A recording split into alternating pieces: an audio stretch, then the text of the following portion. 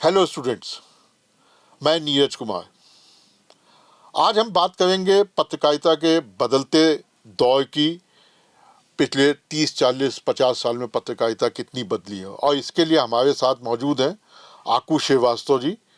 आकू जी, आपका बहुत बहुत स्वागत है धन्यवाद। Shoolini Shoolini centre for distance and online education में। मैं आप लोगों को बता दूं, आकू श्रीवास्तव के बारे में थोड़ा सा परिचय दे दूं। आकू जी ने अपना पत्रकारिता का करियर 70s के दशक में शुरू किया था, लेट 70s में। और उसके बाद से दैनिक जागरण, नवभारत टाइम्स, अमर उजाला, राजस्थान पत्रिका, हिंदुस्तान, नवोदय टाइम्स, इन तमाम अखबारों में काम किया और तमाम बड़े पदों पर काम किया, संपादक भी रहे। और फिलहाल जो नवोदय टाइम्स से जुड़े हुए हैं, जिसके ये संस्थापक संपादक हैं। और पंजाब केसरी जो अखबार जो है, ये पंजाब केसरी जलंधर ग्रुप से जुड़ा हुआ है। आकू जी, आपका बहुत बहुत स्वागत है। मैं आपसे सबसे पहले जो सवाल पूछना चाहूँगा वो यही है कि आपका एक अनुभव जो है, 40-42 साल का आपका अनुभव है, लंबा दौर देखा है, तमाम बड़ी घटनाएं, तमाम बड़ी चीज़ें देखी, बल्कि जिसे कहना चाहिए तमाम महत्वपूर्ण जो घटनाएं हुई हिंदुस्तान में और विदेशों में, उनको आपने देखा, समझा, परखा और उनके बारे में लिखा। पत्रकारिता कितनी बदल गई है जब आपने शुरू किया था और आज? पहले तो शूलिनी विश्वविद्यालय का और आपका व्यक्तिगत रूप से बहुत धन्यवाद कि आपने छात्रों के साथ बातचीत करने का एक मौका दिया और उनके लिए बातचीत करने का एक मौका, अवसर दिया। जैसा कि आप भी जानते हैं, आप भी इतने वरिष्ठ हुए हैं और पत्रकारिता एक काफी बदलाव के दौर से रही है और हम सब लोग इतने भाग्यशाली रहे हैं कि हमने एक दो 30, मतलब मिनिमम मैं कहूं तो 3 से 4 दौर देखे हैं जो बदलाव हुए हैं। और जिसे कहते हैं कि पहली गियर की गाड़ी दूसरी गियर में, तीसरी गियर में और चौथी गियर में। अब ये बात दूसरी की, चौथी गियर के बाद अब जीरो पे आएंगे या एक पे रहेंगे या पांचवे पे जाएंगे, मतलब व्यक्तिगत रूप से हम लोग, वो एक अलग सवाल है। लेकिन बहुत कुछ बदलते हुए देखा है। और मुझे याद पड़ता है सबसे पहले जब मैंने 78-79 में थोड़ा बहुत काम शुरू किया, और 79 तो लगभग लगातार रहा ही हूँ, लगभग क्या लगातार ही रहा हूँ।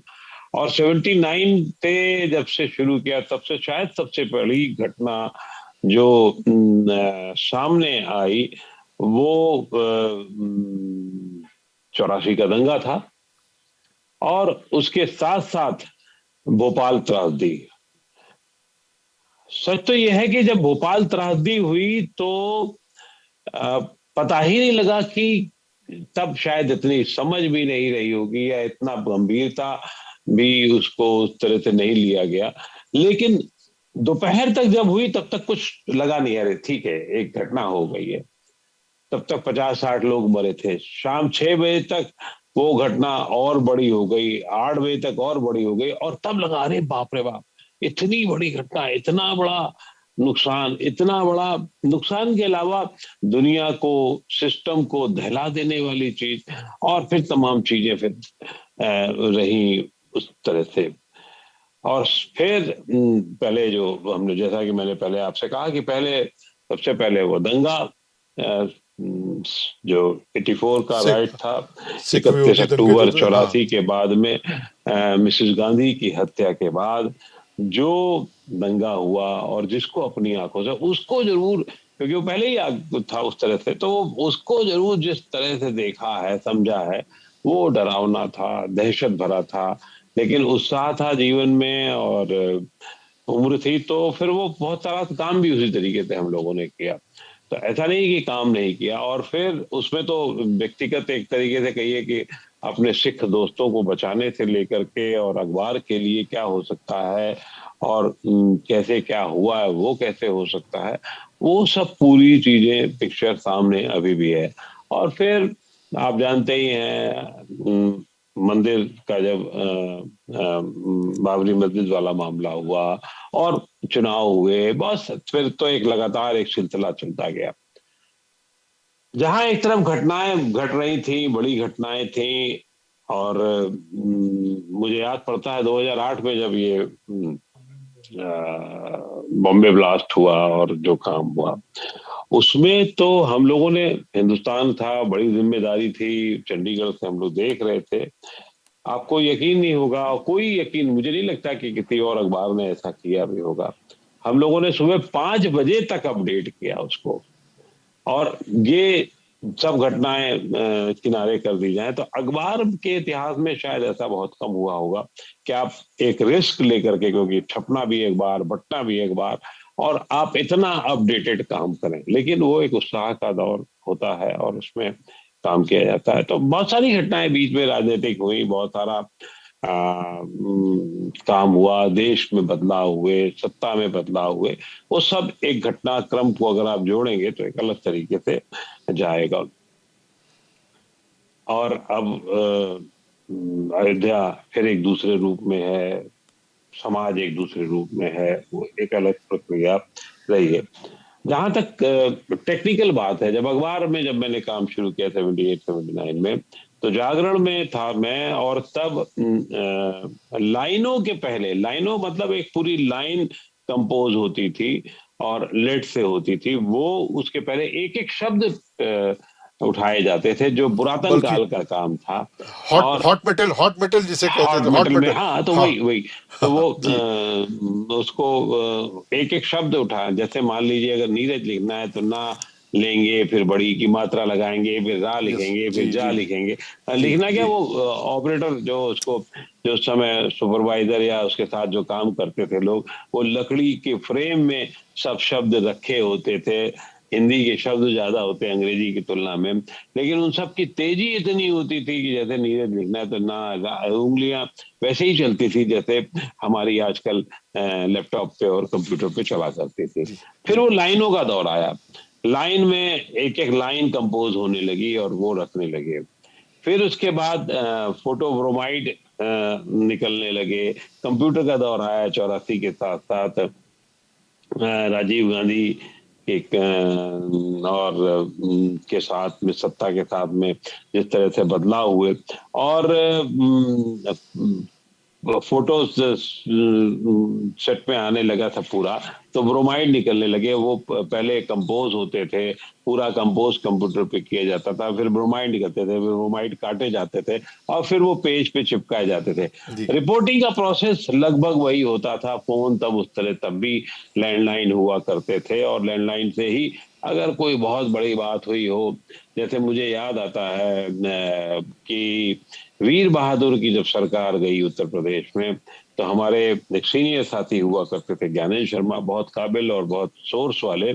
तो जाने के पहले एक दिन उनको पता लगा कि वीर बहादुर सिंह जो है वो चंद्र भानु गुप्ता मेमोरियल बिल्डिंग हुआ करती, तो वहां जाके कुछ काम निपटा रहे हैं अपने। तो उससे उनको अंदाजा हो गया, और फिर वो अंदाजे के साथ में उन्होंने वहां अपना एक काम शुरू किया। वो दवाए आने की स्थिति नहीं थी, तो वो उन्होंने फोन पे किया था, वो फोन पे डिक्टेट कराया था, और मैं उस समय नाइट इंचार्ज हुआ करता था। तो एक रिपोर्टिंग में तो खैर बहुत ज्यादा बदलाव उस तरह से नहीं हुए, लेकिन यहाँ ये एक क्रम शुरू हुआ। और फिर ब्रोमाइड के बाद में निगेटिव 90s तक, 91-2 में पूरा पूरा फ्रेम, पूरा पूरा कंपोजिंग हो जाती थी, फिर निगेटिव के ब्रोमाइड बनने लगे। एक प्रोसेस और कम हो गया, क्योंकि पेज बनाने के बाद निगेटिव बनता, निगेटिव के बाद पॉजिटिव प्लेट बनती। फिर ये हुआ कि पूरा पूरा निगेटिव के ब्रोमाइड आए, और उसमें पहले से हम लोग लिख देते थे 2 कॉलम 3 कॉलम, और वो फिर उसकी कटिंग होकर के एक प्लेट बन जाती थी, सीधे प्लेट पे चले जाते थे। ये प्रक्रिया पैरेलल चली है। कई अखबारों ने, जिन्होंने तेजी से संभाला अपने आप को, उन्होंने निगेटिव से काम शुरू किया। कुछ अखबार काफी देर तक, मेरे ख्याल से 97, 98, 99 तक वो ब्रोमाइड पे रहे। और फिर एक चेंज जो बाद में आया, वो पूरा पूरा पेज अखबार पूरा का डिजाइनिंग जो है, वो खबरें बनी, खबरों के साथ साथ फिर पहले ऑपरेटर के साथ में, डिजाइनर के साथ में सेट हो जाता था कि कौन सी खबर कहाँ लगानी है, फोटो कहाँ लगानी है। एक डमी बन जाती थी मोटा मोटी दिमाग में, सामने कागज पे, ज्यादातर कागज पे काम हम लोग करते थे उस समय। और उसमें वो फिर खबरें सेट कर दी जाती थी, सीधे एक प्लेट बनने के प्रोसेस में एक ट्रांसफर कर दी जाती थी ये चीजें। पहले ट्रांसफर होने की सुविधा नहीं थी ब्रोमाइड तक में कि पूरा पूरा पेज ट्रांसफर हो जाए।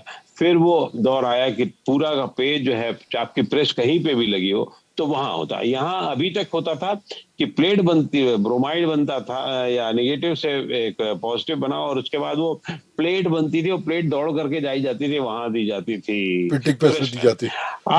अब क्या हुआ कि वो सीधे पेज पूरा जो है आपको प्रेस में भेज दिया जाता है और प्रेस में भेजने के बाद वहां प्लेट बनती है, वहीं लग जाती है, वहीं काम शुरू हो जाता है। तो तेजी और के कई दौर इस तरह से हुए। रिपोर्टिंग में जो दौर बदला वो मुझे लगता है, इसको आप कह सकते हैं कि 2000 के बाद, 2000 भी नहीं कहना चाहिए क्योंकि तब तक जब तक मोबाइल बहुत सस्ता नहीं हुआ था, दो 97-98 में मोबाइल पेजर मोबाइल आया। पेजर कुछ दिन तक रहा, पेजर में सूचनाएं हमको मिल जाती थी। और जब पेजर का रुतबा, बहुत सारे बच्चे नहीं जानते होंगे पेजर क्या होता है।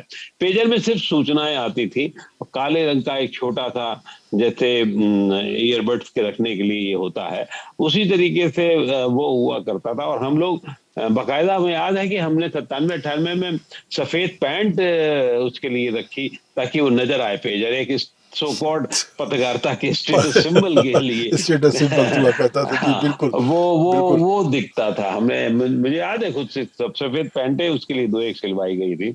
और लेकिन जब पैरेलल मोबाइल था और तब मोबाइल के दाम इतने थे कि 15 से 20 रुपए पर मिनट कॉल पर आने कॉल के भी, आपको। और इनकमिंग और आउटगोइंग कॉल था।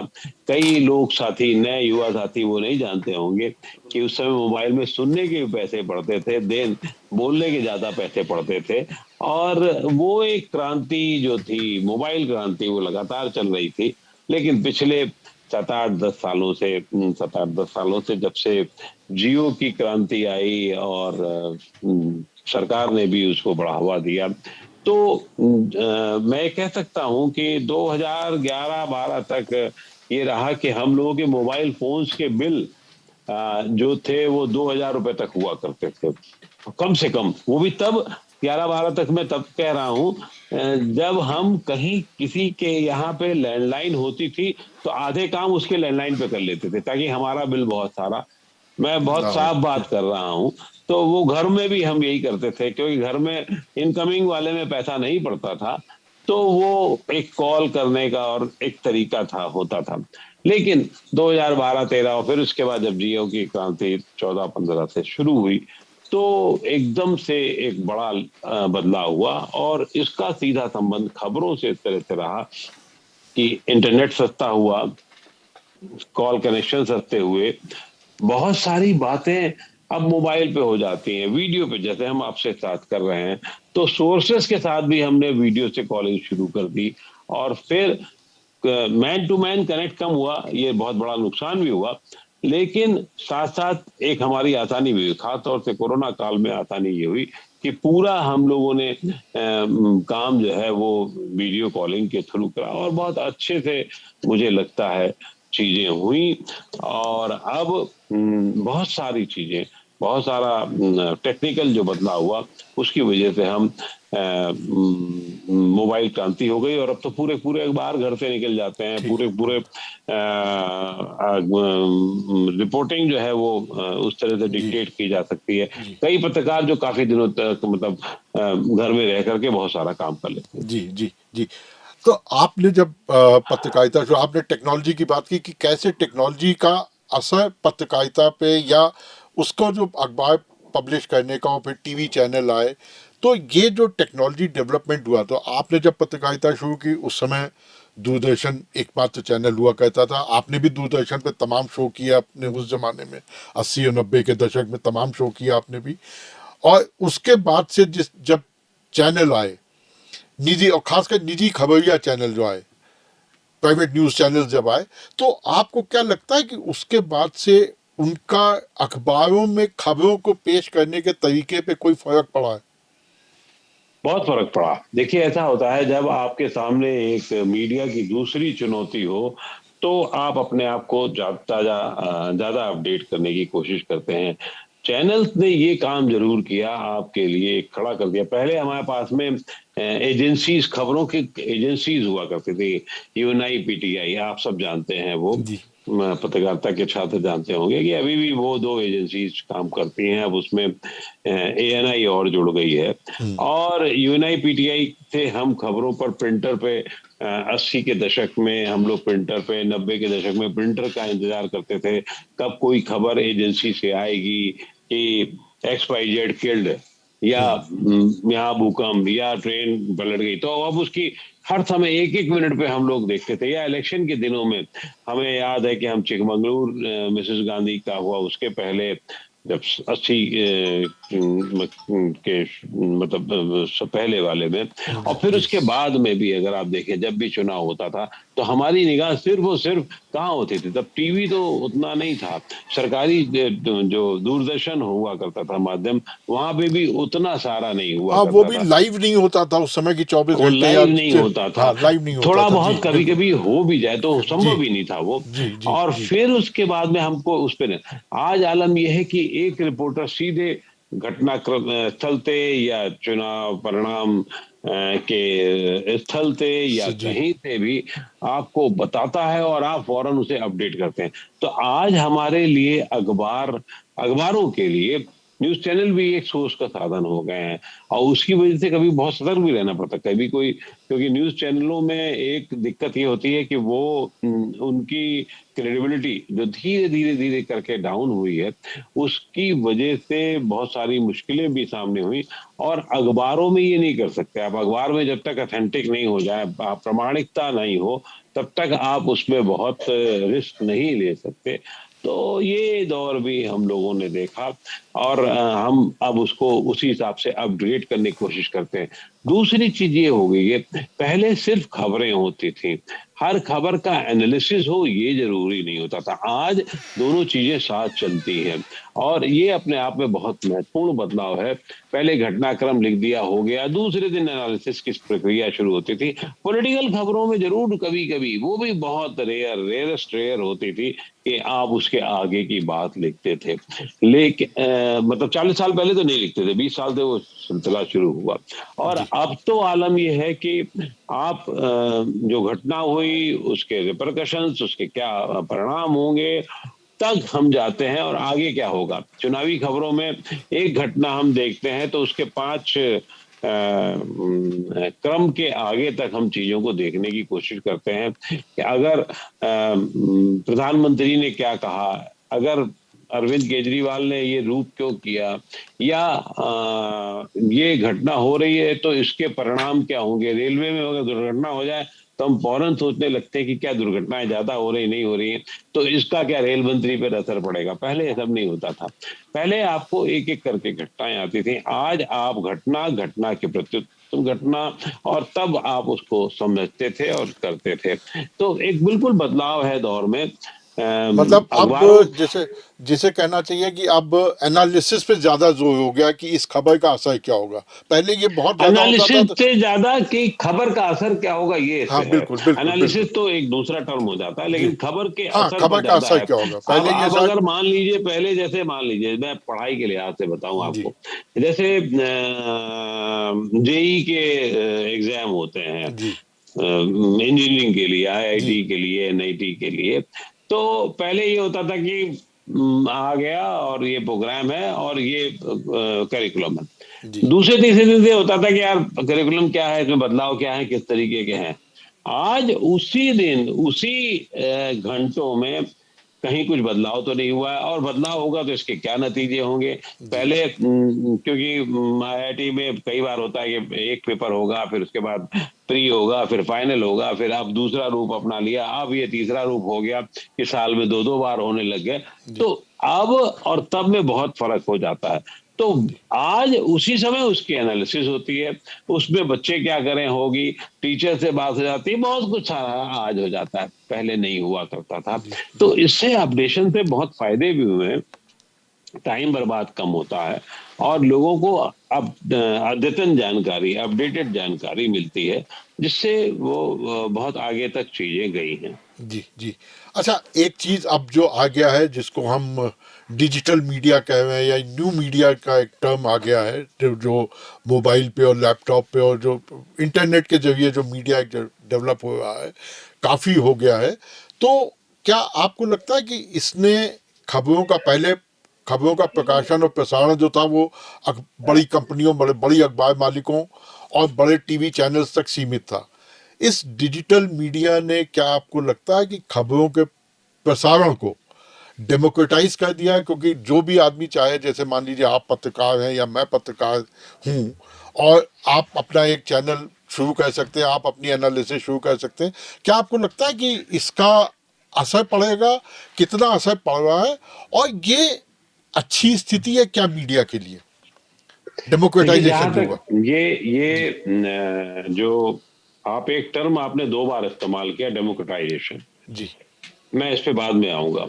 जी लेकिन जहां तक मीडिया का सवाल है, पहले प्रिंट मीडिया, फिर इलेक्ट्रॉनिक मीडिया, फिर न्यू मीडिया या डिजिटल मीडिया, तो ये 2 दौर पहले के जो थे इलेक्ट्रॉनिक मीडिया तक वाले में, ये एक अलग किस्म का था। उसमें आपस में जब इलेक्ट्रॉनिक मीडिया में भी पहले 1-2 प्राइवेट प्लेयर आए, फिर उसके बाद जब जी टीवी या फिर आज तक, लेकिन फिर धीरे धीरे जो विस्तार होने लगा उनका, तो उनमें होड़ होने लगी, तो एक अलग किस्म की थी और वो पॉजिटिव थे।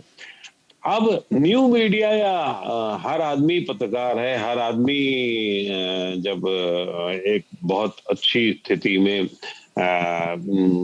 मतलब हर आदमी अपने आप को सूचना का वाहक बता सकता है, जी तब ये डेमोक्रेसी तो, जहां तक लोकतंत्र का सवाल है या सोसाइटी के डेमोक्रेटाइजेशन का सवाल है, तब तो ठीक है। जी लेकिन इसी में अगर लापरवाही होने लगे, इसी में अगर षड्यंत्र होने लगे, तो क्या होगा? हम इस समय दोनों नाव पे सवार हैं। एक तरफ हमारा लोकतांत्रिकरण है, हमारे पास सूचनाएं हैं, तत्काल हम पहुंचा रहे हैं, जो लोग और नहीं काम कर पा रहे हैं सीधे पहुंचा रहे हैं और बहुत अच्छे से पहुंचा रहे हैं। लेकिन एक तरफ खतरे हैं, वो खतरे ऊपर अगर नहीं निगाह गई तो मुश्किल भी होगी, और वो खतरे बहुत बड़े हैं। होता क्या है इस सोसाइटी में, हाँ, जिसके लिए और मैं आपसे सवाल ही ये पूछना, मेरा अगला सवाल ही ये था जिस पे आप आ गए कि क्या डिसइंफॉर्मेशन, मिस इन्फॉर्मेशन और डिसइंफॉर्मेशन का खतरा नहीं बढ़ गया है? ये बहुत बड़ा खतरा है।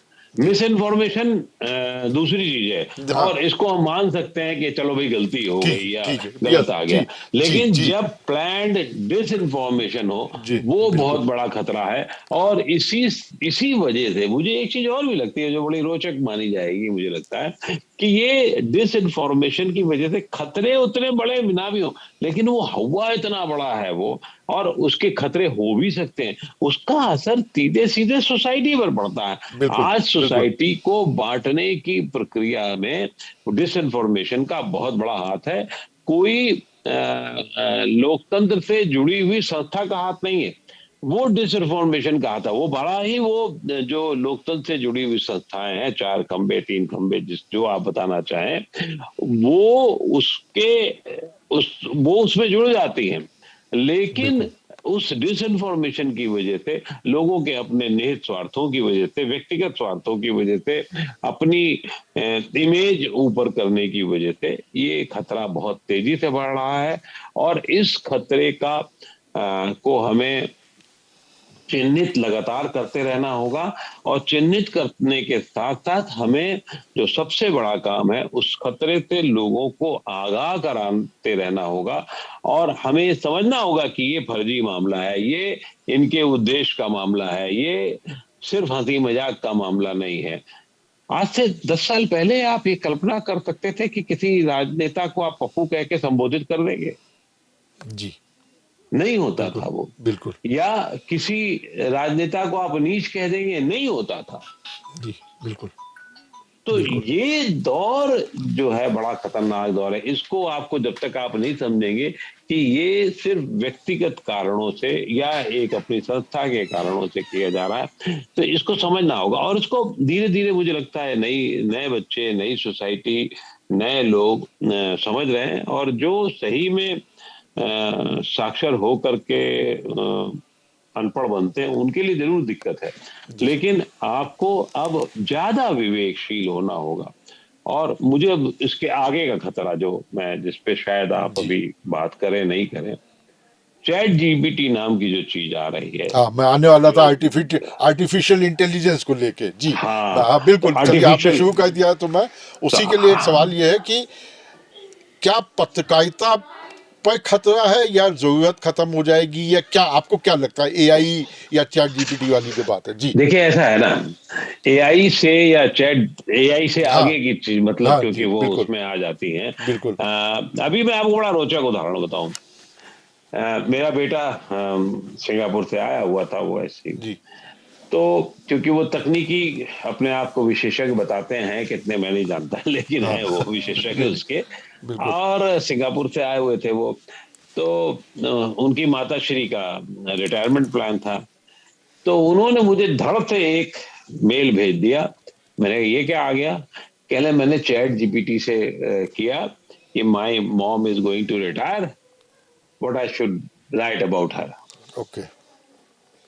पता लगा 25 लाइनों की एक पूरा हाजिर हो गया। जी यानी कि एक्स वाई जेड कितना अच्छा है कितना बुरा है, ते नहीं, उसकी अच्छाइयों को लेकर के या उसके बारे में जो भी आपके डिब्बे में जमा है उसको लेकर के बहुत कुछ चीजें हो जाएंगी।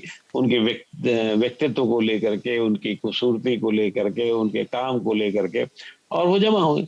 तो ये खतरे जरूर है कि आपको तत्काल आपको एक लेख मिल गया, ये हो गया, लेकिन फिर उस लेख की औकात क्या होगी, वक़्त क्या होगी?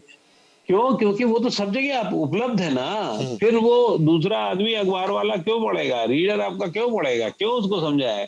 तो जब तक उसमें मानवता का टच नहीं होगा, वास्तविकता का टच नहीं होगा, और इसमें तो खतरे भी बहुत सारे हैं। मैं अपने बारे में बताने लगूं कि मैं तो बहुत बड़ा तीस मार का हूं, और हूं कुछ भी नहीं, या ये मैं बताऊं कि मैं बहुत स्वस्थ हूं, और पता लगा कि मैं जो हूं मेडिकेशन मेरे इतने चलते ही हैं। तो मैं कुछ चीजें जो व्यक्तिगत निजता का विरोध जहां का मामला आता है, वो भी मेरी सामने आ जाए, क्योंकि मैं दवा खरीदने जाऊंगा, क्योंकि मैं डॉक्टर से मिलने जाऊंगा, और अगर डॉक्टर में ऑनलाइन में मेरा नंबर अपना टाइप करके रख लिया है और वो कंप्यूटर में है, तो बता देगा कि ये साहब जो है फला फला फला ये है, या ये तो इनके तो बाल काले नहीं है, इनके तो बाल, चेहरा ना भी सामने आए, सफेद है, या मेरी तरीके से गंजे हैं।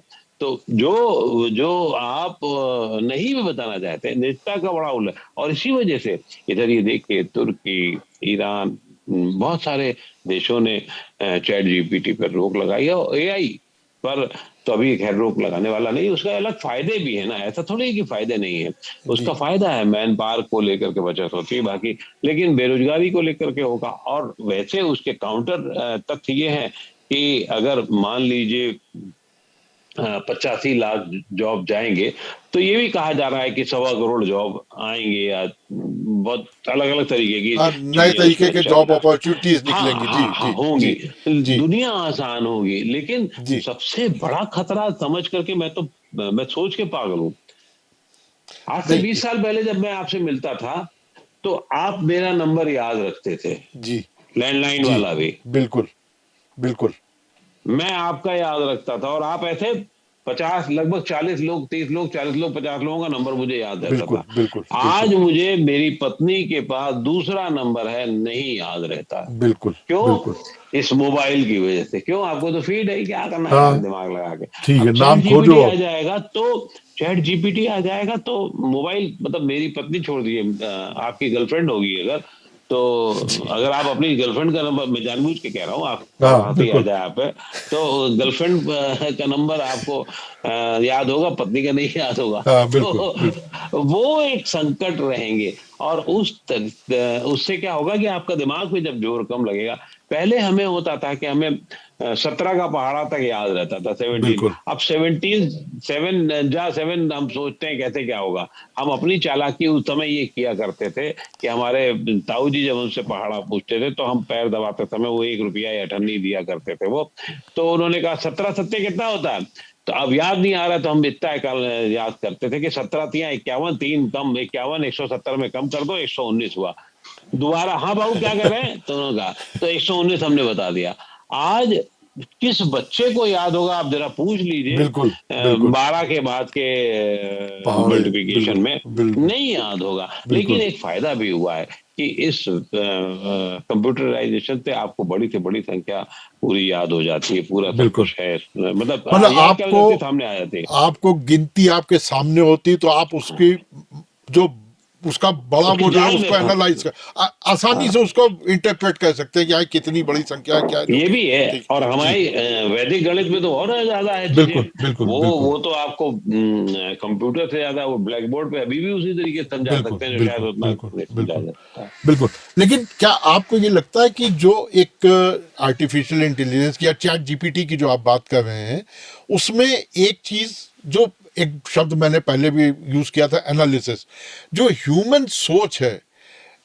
देखिए चैट जीपीटी जो है वो उसके पास इंफॉर्मेशन स्टोर्ड है, उससे निकाल के वो आपको एक कोहेरेंट वे में, एक कंसाइज वे में, आपको एक प्रॉपर वे में दे देता है चीज़ें। लेकिन क्या वो उन घटनाओं को एनालाइज करने के लिए क्या ये नहीं चाहिए होगा कि आपको ह्यूमन ब्रेन का इस्तेमाल ज़रूरी होगा कि ये घटना हुई तो इसके ये 3 ऑप्शन हो सकते हैं, जैसा कि हम लोग इलेक्शन में या बजट को लेके या तमाम चीज़ों को लेकर पत्रकार के तौर पे, या कोई घटना हो जाती है उसको जो एनालाइज करते हैं या जो उसकी व्याख्या करते हैं, उसको समझते हैं।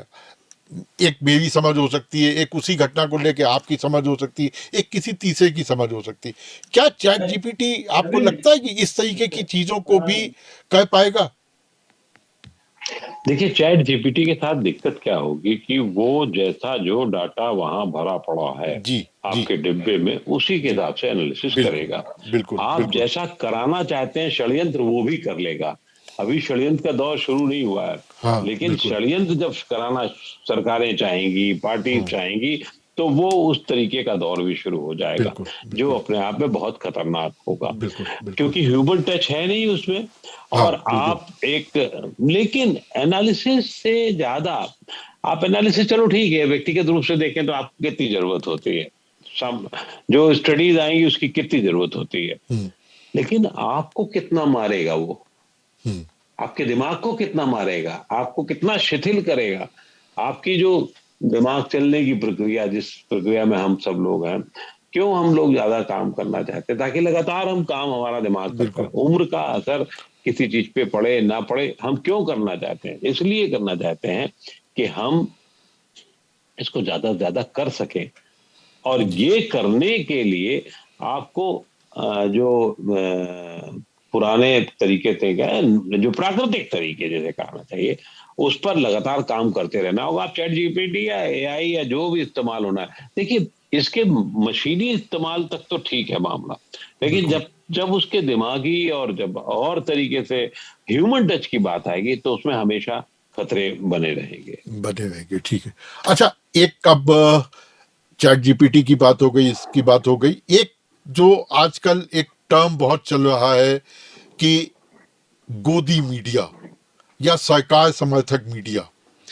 एक गोदी मीडिया है, एक सवाल है पेड न्यूज, एक टर्म है, और तीसरा जो अभी थोड़ी देर पहले हमने बात की थी, डिस इन्फॉर्मेशन। ये 3 चीजें हैं।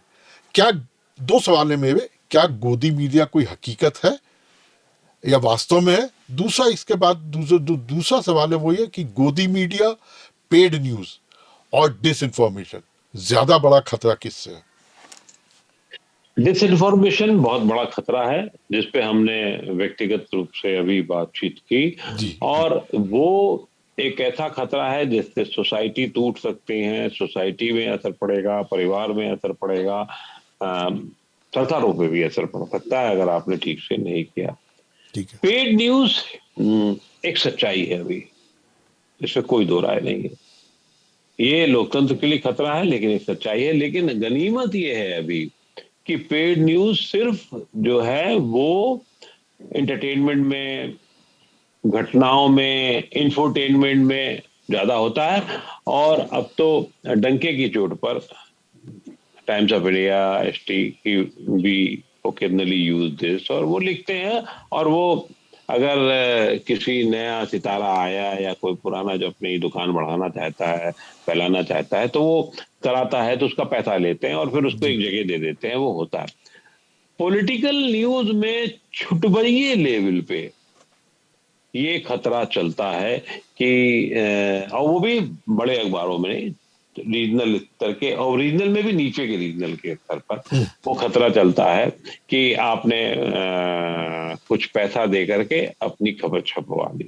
कुछ जगह चलता है, बाकी जगह उनके ऐड चलते हैं, और जगह ऐड और ऐड की एवज में वो आपकी दो एक खबरें छाप देते हैं। चला जैसे देते हैं, डॉक्टरों बिल्कुल। का होता है, जी डॉक्टरों का होता है तो डॉक्टरों की एक दुकान का मान लीजिए छपा हो, तो हो सकता है वो जब भी हैजा आए, जब भी मलेरिया फैलने की आशंका हो, तो उस डॉक्टर का बयान ठीक से सर जाए। ये भी होता है। जी जी कुछ जगह ये हुआ है, ये कोशिश हुई है, कुछ अखबारों में हुई है और बड़े अखबारों में हुई है, वो भी हमने देखा है उसको, कि एक बड़े भारी एंटरप्रेन्योर थे, बहुत बड़े इन्वेस्टर थे, बहुत सारी जमीन जायदाद थी उनका। जब वो जेल में थे, जेल में रहे और अभी भी जेल के फंदों में है, इन्वेस्टर का करोड़ों रुपया फंसा हुआ है, अरबों रुपया उनके पास फंसा हुआ है, उनका एक अपने तरीके का उनके फेवर को करता हुआ इंटरव्यू एक बहुत बड़े अखबार ने छापा था। That was purely paid news, ये सब जानते हैं। तो वो पेड न्यूज बोलती है अपने आप में। जी आप इससे तीसरा एक और हिस्सा जो आपने जिसको नहीं किया, जो दबाव में कुछ होती है, ये टर्म तो कहना मुझे लगता नहीं कि सही है, ये जिसका अभी आपने उल्लेख किया, और मुझे लगता नहीं कि उसको मैं बार बार इस्तेमाल करूं। फिर मैं ये भी कह सकता हूं, कुछ लोगों की दुकान ही एंटी मीडिया पे चलती है, कुछ की दुकान प्रो मीडिया पे चलती है। प्रो मीडिया मतलब सरकार के, जी तो जी जिसको आप नाम गोदी मीडिया, मोदी मीडिया, कोई नाम दे दीजिए आप जी उसको, मोदी से गोदी आपने जोड़ा है, उसी हम्म तरीके से कुछ को रागा मीडिया कह लेते हैं, हम्म जी बिल्कुल। तो वो भी चलता है, क्योंकि वो विपक्ष में, इसलिए बहुत ज्यादा नहीं चलता। लेकिन दुकानें उनकी भी बड़ी बड़ी सजी हुई है, हम्म पर्टिकुलर चैनल उनके लिए, व्यक्तिगत लोग उसके लिए काम करते हैं, जाके लोगों के मुंह में अपना माइक उछेड़ते हैं कि अच्छा ये हुआ तो ये क्यों नहीं हुआ, ये क्यों नहीं हुआ, आप ये क्यों नहीं बता रहे हैं, आप ये नहीं करें। दूसरी तरफ ये भी है कि जो सरकार के समर्थन में लोग बात करने की कोशिश करते हैं, बात कराने की कोशिश होती है, उससे बड़ा खतरा हिंदू मुसलमान वाला है, उससे बड़ा खतरा समाज को बंटने का है। नीरज, जी आपको याद होना चाहिए कि आज से 40 साल पहले, मेरी 50 साल पहले जब मेरा छोटा भाई आया, तो मेरी माँ अक्सर मुझे उसके बीमार होने पे भेजती थी दोपहर में मस्जिद पर, और कहती थी जाके फुकवा के आओ। हम्म फुकवाने का मतलब ये होता था कि नमाजी जब उतरता है मस्जिद से, तो जाओ वो दुआ पढ़ देगा, जी उसके जी ठीक होने के लिए भेजती थी। जी धीरे धीरे ये कम क्रम हुआ होगा। हमारे आपके मित्र हैं, महमूद आब्दी हमारे दोस्त हुआ, हम उनके बिल्कुल। घर में बिना हिचक, बिना उसके, जो प्यार मोहब्बत हमें वहां मिला है वो बहुत कम जगह मिलता है। जी ममू हो ना हो, मैं जाता था, खाता था, पीता था, सोता था, बिल्कुल बिल्कुल। और मर्जी का खाता पीता था तब। तो वो समाज ना टूटने पाए, वो खतरा अगर है तो बड़ी बात है। जो डिसइंफॉर्मेशन और षड्यंत्र की इंफॉर्मेशन के तहत, चाहे किसी तरफ से हो, ऐसा नहीं कि हाँ, मैं किताबों के दौर। कोई भी दूध का धुला नहीं है, कहीं कोई भी कर जो हाँ भी है। हाँ हाँ, बिल्कुल तो बिल्कुल वो बहुत खतरनाक दौर हो रहा है, बिल्कुल। उससे बचने की जरूरत है। क्योंकि आपने एक पहले एक वर्ग के खिलाफ, आज से नहीं, आजादी के बाद से यही शुरू हो गया कि उनको अपने तरफ रखने के लिए अलग तरीके की रणनीति और षड्यंत्र शुरू हुए। बाद में लगा कि अरे यार ये तो एक तरफा मामला हो, तो दूसरी ने उसको अपने तरीके से करने के षड्यंत्र शुरू कर दिए। जी तो वो खतरनाक है, समाज का बंटना खतरनाक है। और वो आप उसकी उपलब्धता को और उसकी जो उसने मेहनत से पाया उसको इग्नोर करके सिर्फ षड्यंत्र के तहत बांटने की कोशिश करें, वो गलत है। जी जी। अच्छा, एक चीज और है, मेरे दो सवाल हैं। पहले जो आखिरी सवाल तो बच्चों के लिए पूछूंगा, लेकिन उससे पहले एक चीज है कि एक तर्क ये दिया जाता है जिसको आपने नाम लेने तो मतलब मैंने गोदी मीडिया जो नाम लिया मैं उसकी बात नहीं कहूंगा, लेकिन उससे रिलेटेड ये कि ये कहा जाता है कि मीडिया को हमेशा सत्ता चाहे किसी की भी हो उसका आलोचक होना चाहिए, उसका समर्थक नहीं होना चाहिए, उसकी सारी नीतियों को अपोज करना, in the sense healthy opposition जो होता है वो होना चाहिए हमेशा। दूसरी तरफ ये है कि सरकार के अच्छे काम का प्रचार होना चाहिए, सरकार के अच्छे कामों का प्रचार एक तक ये दिया जाता है। दूसरा ये है कि नहीं, सरकार का आलोचक होना चाहिए मीडिया को, क्योंकि सरकार को जो उसके अपने काम है उसको अपने प्रचार के लिए उसके पास तमाम एजेंसियां हैं जिनके थ्रू वो लगभग हर डिपार्टमेंट का एक पब्लिक रिलेशंस डिवीजन होता है हर डिपार्टमेंट में या हर मिनिस्ट्री में। इसको आप क्या कहेंगे, इस पे आपकी क्या राय है? चलिए मैं आपसे पूछता हूं, आज से 20 साल पहले सरकार की उपलब्धि बताने के लिए जो एक डिपार्टमेंट हुआ करता है, डीएवीपी, जी वो कितना काम कर पाता था? बिल्कुल ठीक। जी ठीक है। जी लेकिन मेरा मानना है, जिसको आपने बहुत थोड़ा उस तरह से देखा, मेरा मानना है पत्रकार को सवाल पूछने का हक होना चाहिए, पूरा होना चाहिए। जहां गड़बड़ी हो उसको ज्यादा उसको दिखाना चाहिए, जहां खराब हो रहा है वहां उस पर सवाल करने चाहिए। इसमें कहीं कोई लोकतंत्र इससे लोकतंत्र मजबूत ही होगा।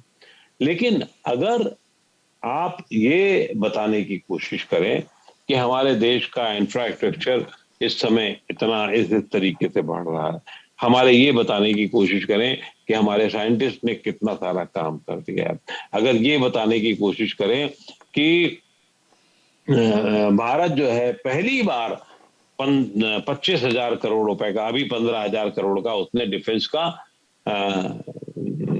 को एक्सपोर्ट किया है चीजों को, अगर आप ये बताने की कोशिश करें कि हमारे शिक्षा में इस समय ये बदलाव हो रहे हैं, अगर आप ये बताने की कोशिश करें कि ये फैसिलिटी यहाँ है, ये तो इसका ये उपयोग कर सकते हैं, तो ये एक पॉजिटिव टर्म में हो सकता है। लेकिन मैं फिर कह रहा हूं, अगर ये हो रहा है कि उज्ज्वला गैस में जितना बताया जा रहा है उतना लोगों को लाभ नहीं मिल रहा है, तो ये बताया जाना चाहिए, डंके की चोट पे बताया जाना चाहिए। अगर ये बताने की कोशिश करें कि बेरोजगारी बढ़ रही है और उसकी वजह ये है, सिर्फ आंकड़ों की नहीं, हालात में भी। असल में हमारा जो डिपार्टमेंट है इस मामले में रोजगार को लेकर के, वो बहुत कायदे से सोया रहता है, उसको सिर्फ सरकारी रोजगार समझ में आता है, लेकिन गैर सरकारी रोजगार में क्या क्या हो रहा है या है कि नहीं है ये बताना चाहिए।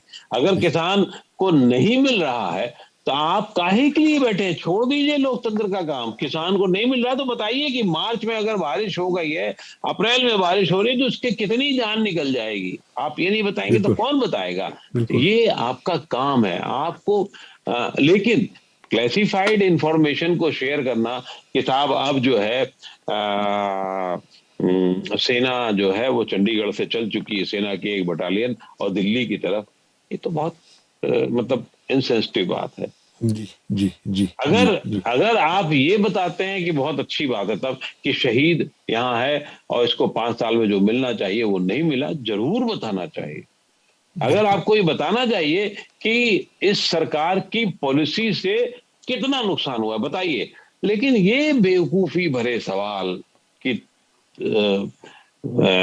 मैंने कितना पढ़ा है, आपने कितना पढ़ा है, जब हम इस काम धंधे में आ गए हैं, हम या तो दावा करें कि नहीं मैं बहुत बड़ा काबिल हूं, बिल्कुल तो बात दूसरी है। लेकिन इस पर ऊर्जा खर्च करना क्या मतलब है? बताया जाना चाहिए कि सरकार में कहां भ्रष्टाचार हो, लेकिन अगर वो भ्रष्टाचार हुआ है तो उसकी तुलना में कहें नहीं नहीं नहीं, हमने तो देखी था, हमारी ये कमीज प्रेस की हुई पहनी हुई है, अभी तो ये देखिए, ये हमने सब बच्चों को पहना रखी है कमीज प्रेस की हुई। तो जो बिल्कुल सवाल हो उसके सवाल के जवाब आने चाहिए, वो चाहे सरकार की तरफ से हो चाहे। एक और गड़बड़ है जो लोग मतलब पत्रकारिता और साथ साथ पैरेलल लोकतंत्र की खतरा है। जो काम असल में दिक्कत क्या है, दिक्कत ये हो रही है पूरे समाज में कि जो काम हमारा है हम वो नहीं करेंगे। हम चाहते हैं कि राजनीतिक दल, खासतौर से विपक्ष पक्ष, वो काम अखबार करे, सब काम आप कुछ मत कीजिए। तो हम तो जो सोसाइटी में चीजें चल रही, हम वो पहले दिखाना होगा, हमें दिखाना होगा कि अगर हमारी भावनाएं एक्स वाई जेड के साथ में है, अगर हमारी पसंद एक्स वाई जेड है तो वो भी है। बिल्कुल क्या बिल्कुल। लोकतंत्र मतलब सिर्फ ये हो कि एक ही पक्ष दिखाया जाए? ये नहीं हो सकता, चाहे वो पक्ष का हो चाहे विपक्ष का हो। जी जी जी। अब आखिर में मैं अपने चाहूंगा कि आप मेरे स्टूडेंट, जो हमारे स्टूडेंट्स हैं पत्रकारिता जो पढ़ रहे हैं, जिन्होंने दाखिला लिया है, उनके लिए आप क्या पत्रकारिता, अच्छी पत्रकारिता के लिए कि वो अपने जीवन में अच्छे पत्रकार बने, कोई दो गो ऐसे जो बताना चाहें आप, जो हमारे छात्रों को आप देना चाहें, या इसके अलावा भी कुछ और? आपने दो गुणों बांध दिया तो मैं दो बातें सबसे पहले कहूंगा। जी एक, शुरुआत के दौर में आप लगातार ये टेस्टिंग करते रहें कि आपकी जनरल नॉलेज किस स्तर की है, आपका सामान्य ज्ञान किस स्तर का है। दूसरा जो सबसे बड़ा और जो बहुत दुखद है, आप भी उसको देखते होंगे, चाहे वो हिंदी हो या अंग्रेजी हो, भाषा का ज्ञान बहुत कमजोर है। उस पर हम ध्यान नहीं दे रहे हैं, हम सिर्फ माइक पे ध्यान दे रहे हैं। हमको लगता है कि हमने माइक ले लिया है तो हम बहुत बड़े पत्रकार बन गए और हमारी समझ बहुत अच्छी हो गई, जबकि ऐसा होता नहीं है। हर आदमी अमिताभ बच्चन से मिलना चाहता है, हर आदमी नरेंद्र मोदी से सीधे बात करना चाहता है, जो संभव नहीं है और वो जी ठीक भी नहीं है। तो जी इसलिए उससे दूर रह करके आप अपने आप को जमीन पे समझिए। हाँ, अब बाकी चीजों में तो ये है कि आपकी फिर एनालिसिस करने की क्षमता होनी चाहिए। आप सोचें कि समाज के लिए क्या अच्छा है क्या बुरा है, आप सोचें कि किस तरीके से हमें समाज को आगे ले जाना चाहिए, कहाँ गड़बड़ हो रही है वो।